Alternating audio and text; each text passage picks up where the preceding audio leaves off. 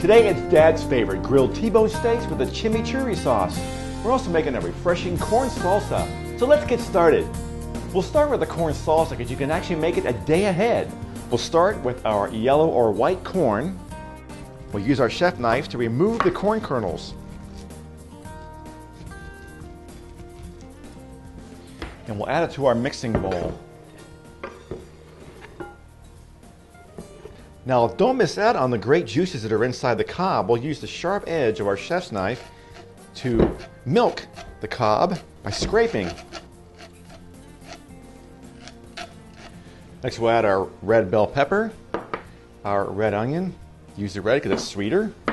We'll use the seasoned rice wine vinegar, honey, fresh lime juice, and some fresh cilantro. Remember to rinse it first to get out those sand particles. We're just going to pop off the leaves. You don't want the stems because the stems are on the bitter side. I'll give it a quick chop. Add it to our salsa. Bring it together with a spoon. We're going to season it with a little salt, fresh cracked pepper, and then we'll pop it in the fridge to chill. Or better yet, make it a day ahead. Let's get started on our chimichurri sauce. Chimichurri is a green herb sauce that originated in Argentina. Now, it's important that you use the flat leaf or Italian parsley when you make the recipe. Don't use the curly. They'll know you cheated because it'll have half the flavor. And don't skip on rinsing your parsley and shaking it dry. We're going to do just a rough chop of the entire bunch of parsley, and we'll place it in our food processor. If you don't have a food processor, you can use a blender, but you'll probably have to do it in 2 batches. Next, we're going to add our cilantro leaves that have been rinsed well to remove the sand particles, our rough cut garlic, our cayenne pepper and oregano, our olive oil, salt, fresh cracked pepper, and our white wine vinegar. Now, if you plan on making this a day ahead, make it, but don't add the vinegar because it'll turn it brown. Make the sauce, and just before you serve it the following day, stir in your vinegar before serving. But we're going to serve this right now, so we'll add the vinegar. And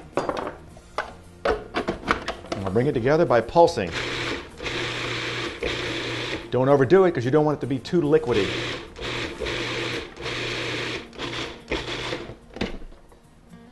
Now that's looking perfect right there. Now remove the blade, we'll pop this in the fridge and we'll get started on our steaks. Now we're going to season both sides of our T-bone steak with a little bit of ground cumin and a little ground coriander, a little salt, some fresh cracked pepper, and we'll add a little olive oil to our steak and we'll brush it in and we'll turn and repeat for the second side.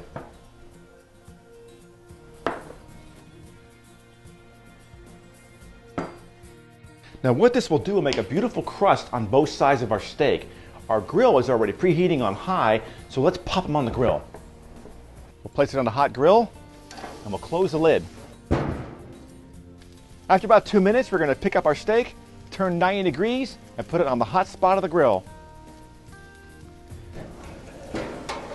Now that we got that second side done, we're going to get our cross hatch going. We'll go back to the hot side again and repeat to get the cross marks for the second side.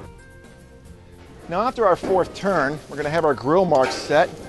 Lower the heat to low, or medium low, and we'll cook, turning every 2 minutes until it's done to your liking.